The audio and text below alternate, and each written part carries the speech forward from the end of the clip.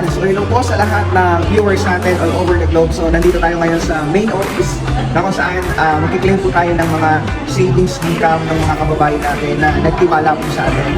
So maganda po dito, tatlo po sila, dalawa po sa Saudi at isa po sa Singapore. So tara, tingnan natin kung magkano yung savings income nila. Yun. So ayun, makita natin yung tatlong check-in ng mga kababayan natin. So eto po, mag-umpisa tayo kay Gloradel Dinecano. Ayan, so 1 week savings income, kumita siya ng 2,600. Ayan, so 1 week lang po yan, diba?